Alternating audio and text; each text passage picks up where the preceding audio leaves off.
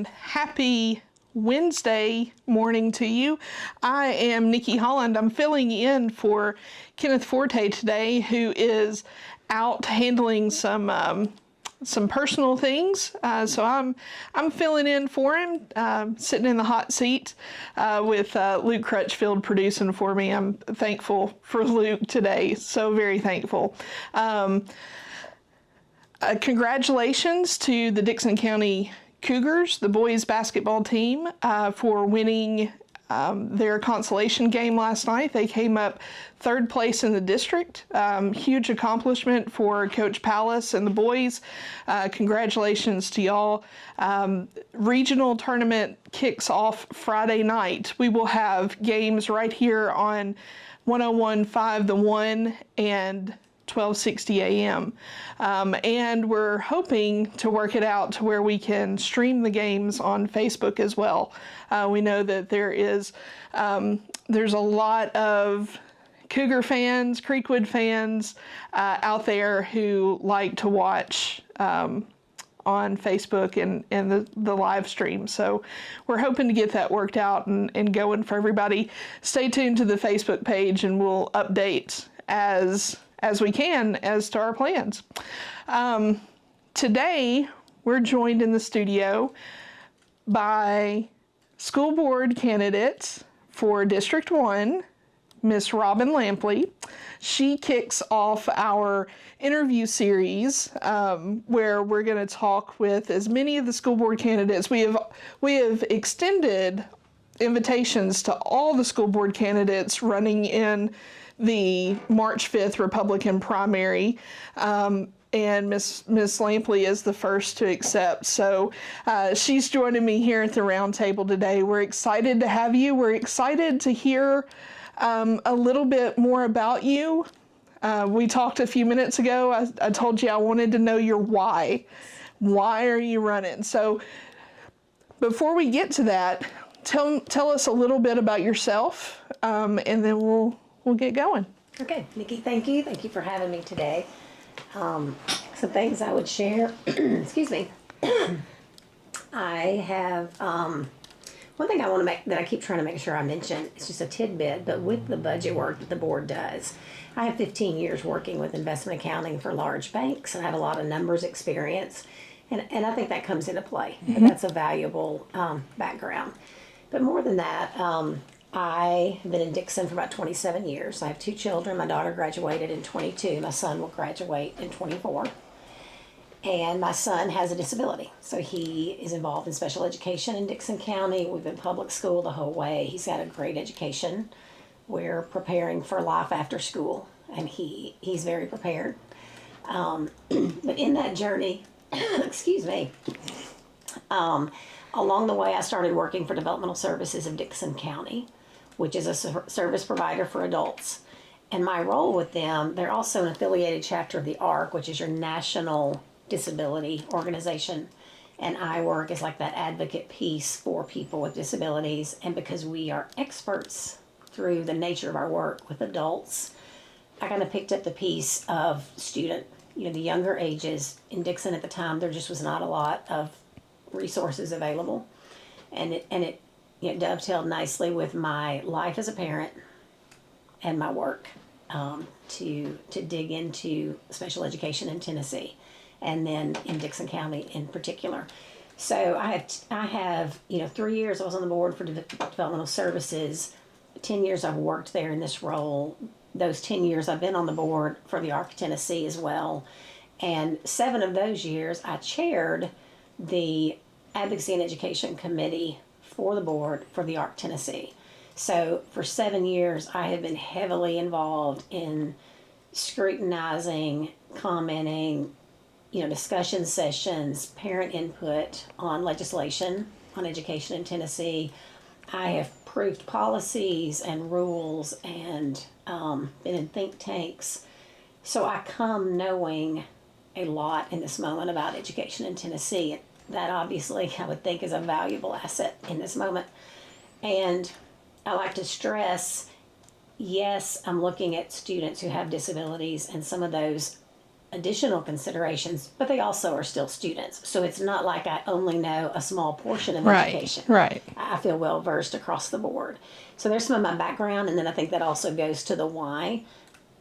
I feel strongly our board will be better equipped in policy making to have that in-depth knowledge for this 15% of our student population that receive special ed services in our county.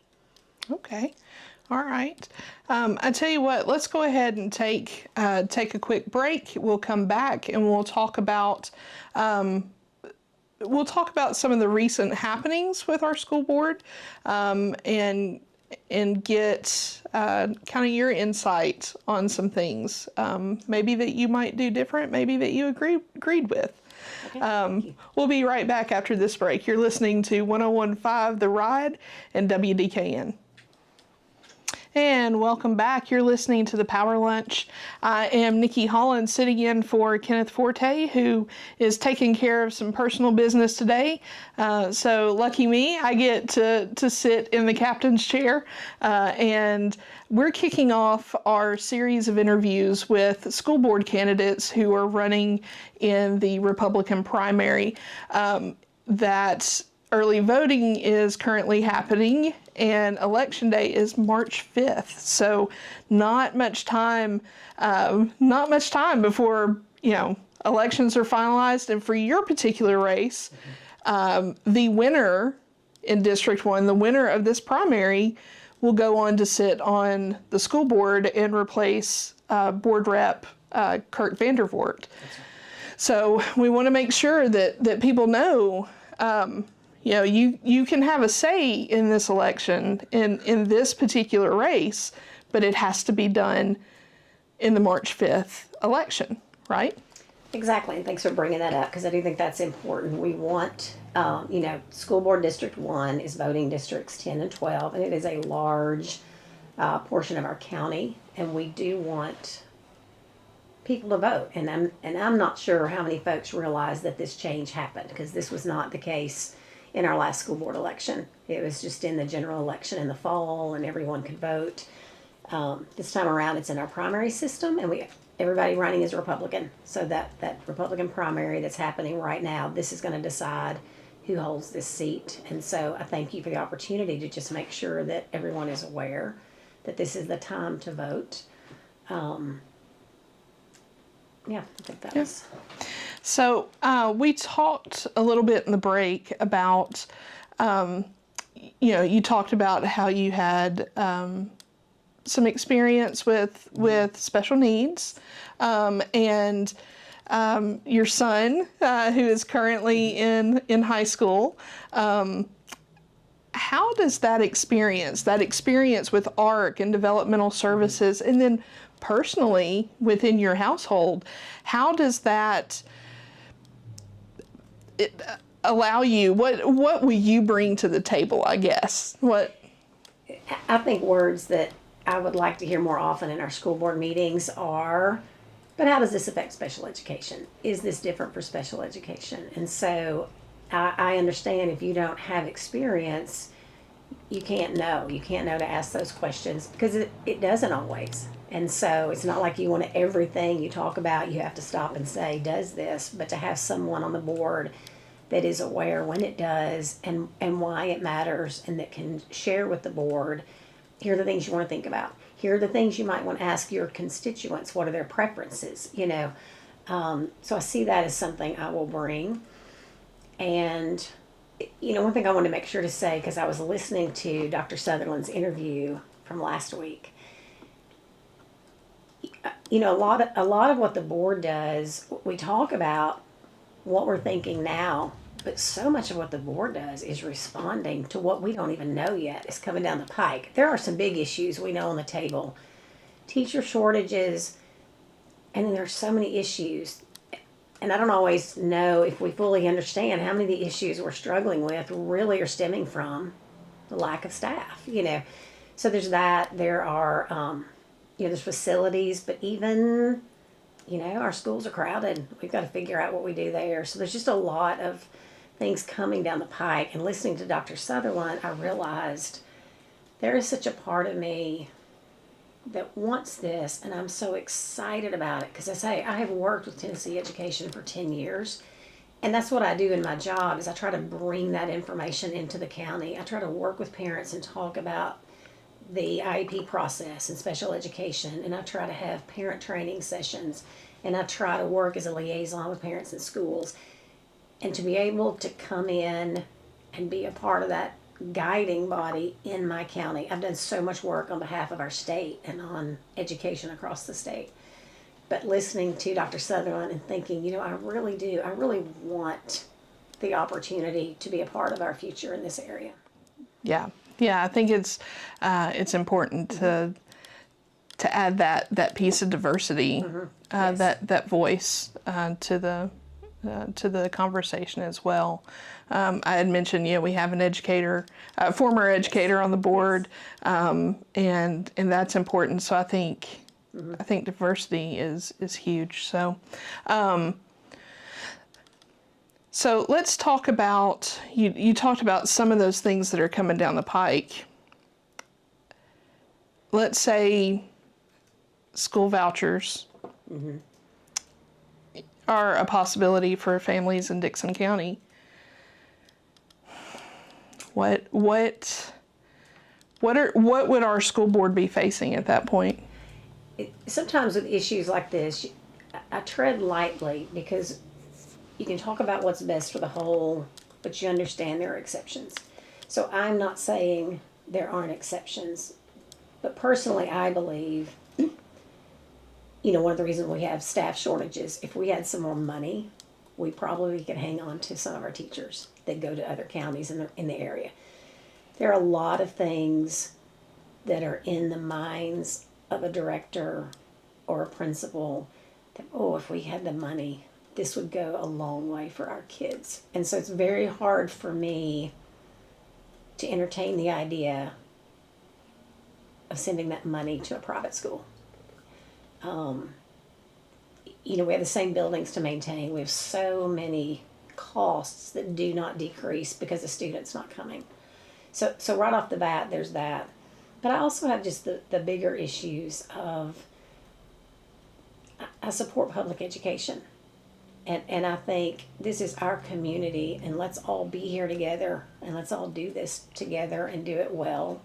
So there's all sorts of ways that, and I do know I have the luxury of living in a strong community, good schools, and so I'm just accepting that. I am blessed. I live in a place where I can confidently say, I think again, there are exceptions. There are students with needs, and I'm not saying you don't discuss those one-on-one but for a policy of saying we just want to offer this choice, I just think that's so detrimental to our public school system in the community that I can't get behind it. Yeah. Okay. All right. Let's talk about, obviously we're not going to rehash what's happened with the board in the past, but what are some things that that you feel maybe should be looked at in the future? We talked about school voucher. We talked about some other things. Is there anything specific? This one might get me in trouble. I'm going to regret this someday. But as a parent, I have wished, I would like to have, and I don't exactly know because I don't know enough to say where it fits well. I know counties have advisory, like community advisory groups, especially in the area of special education. But you bring together your employers, your community areas, parents, and it's just kind of a go-to organization. And I don't know that it has that. I don't know if that's the only place you have it. I don't know. There's some part of me that, as a parent for 20 years, would have liked to have been sharing information for consideration in a kind of organized manner. So that's one thing that's in my head. That's like a steering committee type. And like I say, it's more to be tapped into. It's not that it has direction or control, but that when you want to run stuff by and say, what are y'all hearing? Yeah. Is there anything we haven't thought of? Is there any perspective? Again, in the world of special education, it would have been a way when I'm sitting there and you're talking about, not that I didn't go to my representative, and he would listen, and things would, work their way through. So it wasn't that I wasn't well represented, but just more of a formal, let's be collecting some information to help us make decisions when maybe it goes beyond our own expertise. So, and again, I know I could be getting myself in trouble with that one, but that is something that I would like to at least explore. What do other counties do? What do the districts do? To pull in some information like that. Okay. That's a refreshing idea.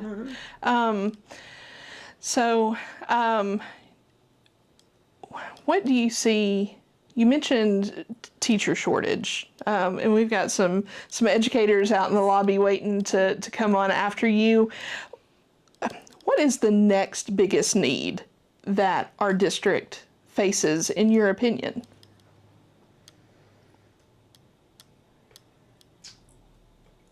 Something else that's just, again, in my head is, I don't know, just some greater, involvement for kids that maybe aren't in sports, aren't in drama. I don't know. Just what do we do to get more students? The school isn't just academics.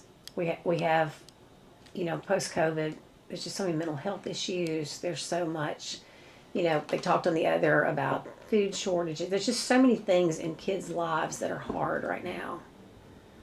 So what else can we do? What else can we do to meet those needs around the academics to help them succeed?